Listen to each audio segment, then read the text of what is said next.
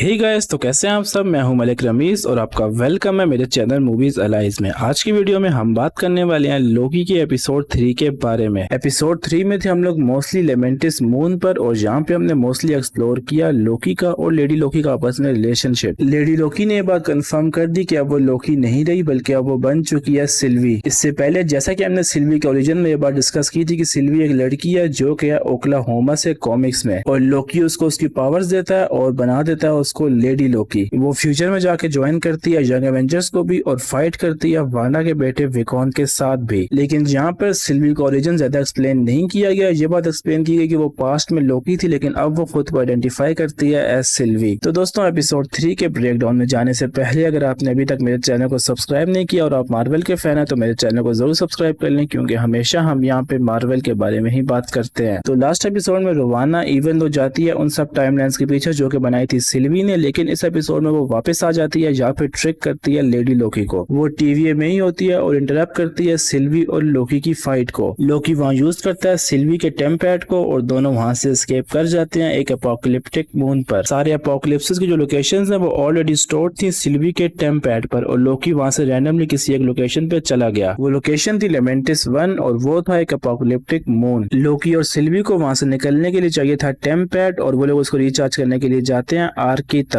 तरफ जाने के लिए वो लोग बैठते हैं ट्रेन पर और ट्रेन सिर्फ अलाउ करती है रिच लोगों को बैठने के लिए। लोकी अपना मैजिक यूज करके पहनता है गार्ड का यूनिफॉर्म और वो दोनों अपना मैजिक यूज करके चले जाते हैं ट्रेन के अंदर। यहाँ पे सिल्वी अपना ओरिजिन एक्सप्लेन करती है और बताती है अपनी मदर के बारे में। उसको अपनी मदर बेयरली याद है और वो हमेशा से ये बात जानती थी कि वो अडॉप्टेड है। हमारे लोकी को ये बात पता चली थी थॉर की पहली मूवी के इवेंट्स में। लोकी यहाँ पे ये बात एक्सप्लेन करता है कि किस तरह से उसकी मदर ने उसको सिखाया था मैजिक, और सिल्वी ये बात बताती है कि उसने मैजिक किसी से भी नहीं सीखा बल्कि उसने खुद को मैजिक सिखाया है। उसका जो मैजिक है वो स्ट्रॉन्ग माइंड्स जैसे कि लोकी पे काम नहीं करता बल्कि वो मैजिक काम करता है सिर्फ और सिर्फ वीक माइंड्स पर। इसके बाद लोकी हो जाता है ड्रंक और लोकी की जो इल्यूजन है गार्ड के यूनिफॉर्म की वो खत्म हो जाती है। असली गार्ड्स आते हैं लोकी और सिल्वी को पकड़ने के लिए और वो दोनों गिर जाते हैं ट्रेन से बाहर। लोकी यहाँ पे इवन कोशिश करता है अपने मैजिक से फेक टिकट प्रोड्यूस करने की, लेकिन यहाँ पे वो बहुत ज्यादा ड्रंक होता है। टिकट की जगह उसके हाथ से सिंपली निकलना शुरू हो जाते हैं फायरवर्क। लोकी यहाँ फेंकता है अपने गिलास को अनदर कहते हुए, जो कि रेफरेंस था डायरेक्टली थॉर की पहली मूवी का। सारे एसगार्डियंस तोड़ देते हैं गिलास को उसमें से पीने के बाद। ट्रेन से बाहर गिरने के बाद सिल्वी और लोकी के पास वहां से निकलने का कोई भी रास्ता नहीं होता। लोकी का ये आइडिया होता है कि वो लोग जा सकते हैं आर्क पर और आर्क को सक्सेसफुली निकाल सकते हैं इस मून से बाहर। इवन अगर इस तरह लोकी और सिल्वी कामयाब भी हो जाते वो लोग बना देते एक नई टाइमलाइन और टीवीए को ये बात पता चल जाती। ये एक ऐसी टाइमलाइन बनती जहाँ पे जो आर्क है वो सर्वाइव कर जाती है और काफी सारे लोग बच जाते हैं इस मून के, और उन लोगों में होते हैं इवन सिल्वी और लोकी भी। इवन दो टीवी आके उस टाइमलाइन को कम्प्लीटली एनाइलेट कर देता, सिल्वी और लोकी वहां से निकल सकते थे और वो लोग यूज कर सकते थे टाइम पैड उन एजेंट्स का जो कि पकड़ने के लिए आए थे लोकी और सिल्वी को। खैर गाइस, ऐसा नहीं हुआ। जो आर्क है वो डिस्ट्रॉय हो गई थी एपिसोड के एंड में किसी एस्ट्रॉइड की वजह से। ये वाला सीन ट्रेलर से जहाँ पे सिल्वी और लोकी साथ बैठे हुए होते हैं, ये वाला हमने अभी तक नहीं देखा इस एपिसोड में। ये वाला सीन आएगा अगले एपिसोड में जहाँ पे सिल्वी और लोकी वेट कर रहे होंगे अपनी डेथ का, और प्रोबेबली वहां पे हमें उस सीन में काफी बड़े रिवील देखने को मिलने वाले हैं सिल्वी के ओरिजिन से रिलेटेड। लेकिन ऑफ कोर्स क्योंकि लोकी का शो है, लोकी की डेथ वहां पे नहीं होगी। वहां पे कोई ना कोई आएगा लोकी और सिल्वी को बचाने के लिए। वो प्रोबेबली टीवीए नहीं होने वाली, क्योंकि टीवीए तो चाहते ही ये बात है कि लोकी और सिल्वी की डेथ हो जाए। रोवाना इस सीन में अपने स्टिक की मदद से लिटरली मारने ही आई थी लोकी को। इस बात के चांसेस हैं कि मोबियस टीवीए के बगैर बचाने आए लोकी और सिल्वी को यहाँ पर। मोबियस जैसे कि हम ये बात जानते हैं कि केयर करता है लोकी के बारे में और उसको बचाने के लिए आ सकता है। इसके अलावा यहाँ पे एक और पॉसिबिलिटी ये हो सकती है कि लोकी ने उठा लिया और इस सीन में कोई इन्फिनिटी स्टोन। तो अब क्योंकि वो लोग टीवीए से बाहर है और लोकी का मैजिक काम कर रहा है तो इस बात की पॉसिबिलिटी है कि इन्फिनिटी स्टोन भी यहाँ पर काम करते हो। मे बी वो स्टोन हो सकता है टाइम स्टोन या फिर स्पेस स्टोन। टाइम स्टोन को इससे पहले किसी ने भी आज तक टच नहीं किया एमसीयू में। डॉक्टर स्ट्रेंज ने इवन इस सीन में थैनोस को टाइम स्टोन देते हुए उसको टच नहीं किया था, और ना ही थैनोस ने टाइम स्टोन को टच किया था इन्फिनिटी गॉटलेट में डालते हुए। एंशिएंट वन ने एवेंजर्स एंड गेम में हल को टाइम स्टोन देते हुए उसको भी टच नहीं किया था। तो सिवाय लोकी के आज तक एमसीयू में किसी ने भी टाइम स्टोन को टच नहीं किया। तो हो सकता है कि लोकी ने यहाँ से टाइम स्टोन उठा लिया और इस सीन में लोकी के पास हो टाइम स्टोन, और वो लोग पूरे प्लेनेट की डिस्ट्रक्शन को डिले करते रहे जब तक मोबियस नहीं आ जाता इस सीन में। या फिर अगर लोकी ने उठाया था स्पेस स्टोन तो वो लोग यहाँ से निकल सकते हैं किसी और जगह पूरी यूनिवर्स में। अगर हम बात करें लेमेंटिस की तो कॉमिक्स में था लेमेंटिस एक मून जो कि था वेरी एज पर क्री स्पेस के। कॉमिक्स में क्री स्पेस जहाँ पे क्री एम्पायर एक गैलेक्टिक गवर्नमेंट थी जो कि एस्टेब्लिश की थी क्री ने। क्री जैसा कि हमने देखा था कैप्टन मार्वल में एक रेस है जो कि रहती है हाला में। कॉमिक्स में लेमेंटिस एग्जिस्ट करता था एक अल्टरनेट रियलिटी अर्थ 19999 पर। कॉमिक्स का और एमसीयू का इस मून का ओरिजिन सेम है। कॉमिक्स में भी 2077 में लेमेंटिस जो था वो टूट गया था पूरी तरह और इसके फ्रेगमेंट्स क्रैश कर गए थे किसी और मून में और हर कोई मर गया था इस मून पर। कॉमिक्स में ये वाला मून पहली बार अपीयर हुआ था अगस्त 2007 में। इसके अलावा जो सिल्विया ये बात कंफर्म कर देती है कि जो सारे एम्प्लॉइज एंड टीवीए के उन सबको टाइम कीपर्स ने नहीं बनाया था। C-20 रहती थी अर्थ पर हंड्रेड्स ऑफ ईयर्स पहले और सिल्वी को जाना पड़ा उसके माइंड में काफी पास्ट में मेमोरीज को निकालने के लिए। तो सारे टीवीए के एम्प्लॉइज को नहीं बनाया टाइम कीपर्स ने, बल्कि वो उठाए गए थे एज वेरिएंट अर्थ से डिफरेंट टाइम पर। और प्रोबेबली जो स्टिक यूज करते हैं टीवीए के एम्प्लॉइज किसी पर्सन को एनालिएट करने के लिए, शायद वो पर्सन जाके बन जाता और टीवीए का एम्प्लॉय। इस सीन में एक फैन थ्योरी के मुताबिक हम लोग देख सकते हैं क्विक सिल्वर या फिर रैल्फ बोनर को। एपिसोड 1 में हमने देखा था अपेरेंटली पेगी को, एपिसोड 2 में हमने देखा था एगाथा को और अब हम देख रहे हैं एपिसोड 3 में क्विक सिल्वर को। इसके बाद गाइस इस सीन में हम लोग देख सकते हैं लोकी की नई एबिलिटी को जो कि है अपेरेंटली टेलीकिनेसिस। लोकी ने एपिसोड 2 में भी एक ऑब्जेक्ट को मूव किया था सिर्फ अपने माइंड की मदद से और वो ऑब्जेक्ट आ गया था उड़ता हुआ लोकी के हाथ में। लोकी यहाँ पे भी इस सीन में यूज करता है टेलीकिनेसिस का अपने आप को बचाने के लिए। ये वाली मशीन गिरने वाली होती है लोकी के ऊपर और लोकी इसको रोक लेता है मिड एयर, जो कि फिर से काफी अमेजिंग है क्योंकि ये मशीन काफी ज्यादा भारी है। टेलीकिनेसिस कहते हैं किसी भी ऑब्जेक्ट को रोकना अपने माइंड की मदद से बिना टच किए। और जैसा कि लोकी ने सीन में कहा था कि जो उसका माइंड है वो काफी ज्यादा स्ट्रॉन्ग है, सिल्वी उसके माइंड को कंट्रोल नहीं कर पाई अपने मैजिक की मदद से। तो इस सीन में यही बात दिखाई जाती है कि लोकी का माइंड काफी ज्यादा स्ट्रॉन्ग है, वो फिजिकली काफी भारी चीजों को मूव कर सकता है। अगर हम बात करें टीवीए के एम्प्लॉयज की तो वो होते थे पास्ट में वेरिएंट्स और जो इन्फिनिटी स्टोन्स हम लोग देख सकते हैं सीन में वो पास्ट में यही वेरिएंट्स लेकर आए होंगे जो कि अब बन चुके हैं करेंटली टीवीए के एम्प्लॉय और सब कुछ भूल चुके हैं पास्ट का। मोबियस का जो ड्रीम था जेट स्की पर बैठने का वो मे भी हो उसके पास्ट लाइफ से, वो पास्ट लाइफ में जेट स्की का चैंपियन हो या फिर प्रॉपर राइडर हो, लेकिन फिर उसने कुछ ऐसा किया जो कि नहीं लिखा हुआ था सीक्रेट टाइमलाइन में, इसीलिए उसको उठा कर लिया टीवीए और उसके दिमाग को रीसेट कर दिया। तो दोस्तों आज के लिए इस वीडियो में इतना ही। होपफुली आपको ये वीडियो पसंद आई होगी। अब मैं आपको बता देता हूँ उस क्वेश्चन का आंसर जो कि मैंने पूछा था अपनी लास्ट वीडियो में। क्वेश्चन था कि स्टीव रॉजर्स कितने टाइम के लिए रहे थे आइस में, उसका आंसर है 70 ईयर्स। अब जो अगला क्वेश्चन है वो है एंटमैन 1 में स्कॉट लैंग को किस वजह से निकाला गया था उसकी जॉब से। मुझे इस क्वेश्चन का आंसर कमेंट्स में जरूर बताएं और मुझे इंस्टाग्राम पे फॉलो करना बिल्कुल भी मत भूलें फेस रिवील के लिए और Q&A के लिए। तो मिलते हैं आपसे अगली वीडियो में। Till then be happy and piece.